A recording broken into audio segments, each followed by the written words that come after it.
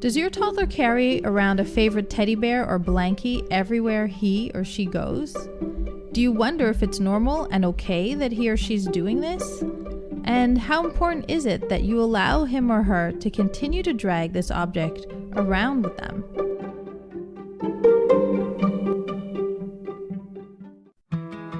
So the big question is this: how do we navigate through the mountain of overwhelming, often contradictory, and sometimes false parenting information we find online? What parenting information should you believe and apply, and what should you reject? That is the big question, and in this podcast, we will help you understand what underlies your child's behavior and explain how to react in a way that favors your child's optimal development. I'm Alexandra Scherzer, and welcome to Dr. Solomon's Wisdom. When you were a kid, did you have a favorite teddy bear or blankie? Did your siblings? Did your best friend? If you had one, did it go with you for sleepovers? Or would it even travel with you to the grocery store, dance class, or soccer meets? I'll let you know that I had a favorite blankie when I was a kid, and it was crucial that I have it with me when I went to sleep, either at home or away. In fact, it was so important for me at night that I just assumed my son would have one too. I even made him a blankie for this very purpose. But he never used it, and so it sits in a drawer in his room. Some of my friends, as a kid, had something similar, but some didn't. And now with my young son, I see that some kids have this type of comforting object, and others don't. If you're curious why some kids do and some kids don't, maybe yours has or doesn't, or why you didn't or you did, listen in. This is today's podcast topic: the importance of a security blanket or plushie. We've all seen some kids who absolutely want and need to carry around a favorite blankie or animal with them. So what is it? Why is it happening? What's going on? Okay, I'll start with a psychoanalytically based response. The reason that a child would carry a toy, a blanket, or some other object around is it because it represents her mother. In carrying the object around, she therefore always has her mother with her. And she also has some control over her mother in that she can hug the object, speak to it, or murmur to it, or even hit it.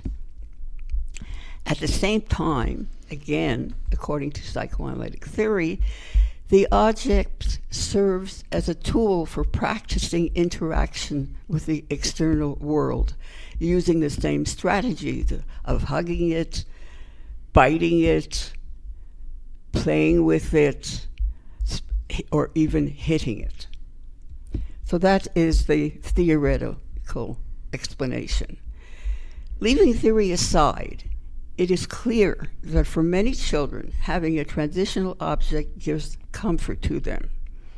Not only does it procure comfort when they are upset or in a new situation, for instance, in an elevator, or having a new experience, like a dog barking at them, or meeting new people, but the object seems to give them the courage to face life.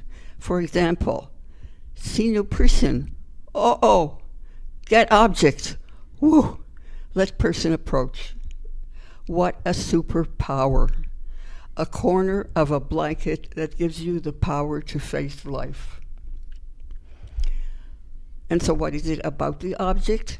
What do they have in common? Usually it is touch. The feel of the object gives comfort and courage, just as being held and rocked. It is feeling, it is touch. Touch is has a very powerful influence on very young babies. Is it usual? Yes, it is very frequent. It's a natural phenomenon for a child to have a transitional object. It is a normal happening. Some do, some don't. Again, according to who they are, children have different needs. But for many, many children, it is indeed very important. And because of all that it provides her with, to take it away from her can cause the child to become very upset. It is something to avoid doing if you can. To deliberately take it away from her can be really destructive to her healthy development. It's like taking away her life jacket or her parachute. If you go away and you forgot it at home, go back and get it.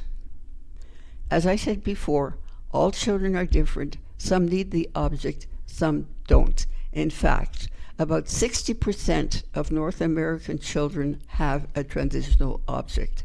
About 2% of children have a transitional object in cultures where the child is almost constantly with the mother, which gives some support to psychoanalytic theory.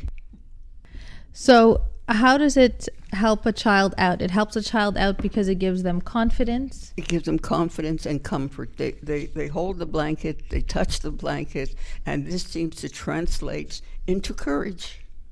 So how does a child select their object? Different children will select the object for different reasons. I would guess, and this is the guess, is how it feels to their fingers and how it feels when they hug it or when they rub it across their faces. I think it has a great deal to do with the feeling that gets through from the object to the child. So to be clear, if a child needs a transitional object, it isn't a reflection on the parenting. Parents shouldn't feel guilty if their child needs one. No.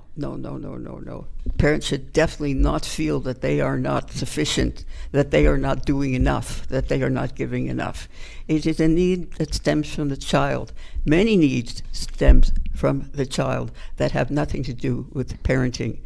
The needs stem from the genes the child has inherited, not from their parents' parenting skills.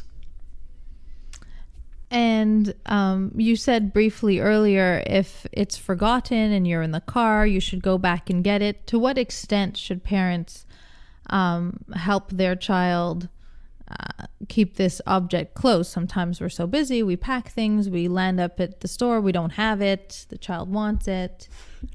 Well, you can't fly back from Europe if you've left from New York City.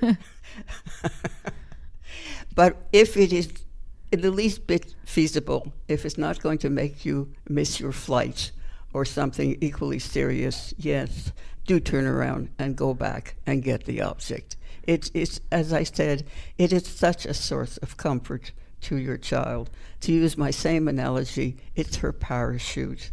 It's her life-saving jacket. She really needs it. If she needs it, she really needs it.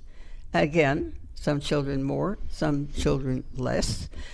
If for one child you've forgotten it and he has to do without it, it won't leave a lasting mark. Another child, unfortunately, this child could develop a bit of anxiety that will take time to get over if the object has been left behind. So the who of the child, who your child is very important. So pack the transitional object first.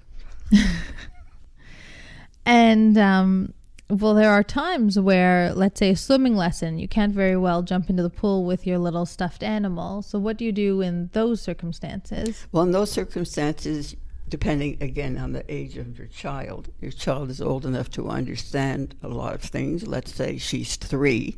You can say, look, we can't put Blanky in the pool because Blanky would get all wet and ruined, but here Mama will sit beside the pool and hold Blanky for you the whole time you're there. And, of course, you can always come over and touch Blanky and then swim away, and then come touch Blanky and then swim away. There are ways to handle things. So basically, parents should really be extremely empathetic and handle the need for the special object as equally as their child, that they really match their child's emotions on this. Yes, because they will make their child stronger. So are there any last points about this topic? Only to say that it's such an easy way to keep your child comfortable, happy, and building strength.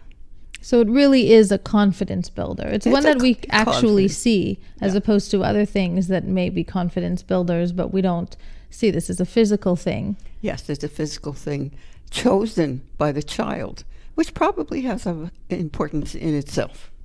Right. So here's the take-home message today. If your child adores and needs to carry around a blankie or stuffed animal, then let him. Help him or her. Know that it's so very helpful to your child, to their confidence, and to their well-being to be able to bring it around with them. Do your best to empathize with their needs, to have it with them.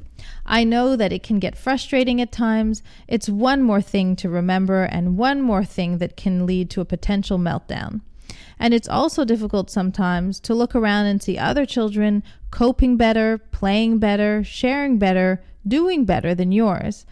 But I hope that learning about the reason why some kids have a transitional object and how it helps them will also help you to be more comfortable with his or her needing a blankie or stuffed animal. We hope that you found today's podcast helpful. Come say hi on social. Our Facebook and Instagram accounts are @DrSolomon'sWisdom, all one word. You can subscribe to the Wise Parenting Podcast on any podcast app, including Spotify, the Apple and Google podcast apps, or wherever you listen. Parenting advice keeps changing on us, depending on what you read and who you listen to. This is making parents feel like they're doing a bad job. And worst of all, many parents today don't know who to trust for what is probably the most important job they'll ever have. So if you're the parent of a young child and you would like to feel clearer, more confident, and more at ease about your parenting decisions, then the Wise Parenting Academy can help you get there. With on-demand access to our extensive lecture and seminar series, as well as exclusive one-on-one guidance from Dr. Solomon, the Wise Parenting Academy is the perfect next step to building the best long-term outcomes for your child. Come check us out at thewiseparentingacademy.com. Thank you for listening, and we hope you will join us again.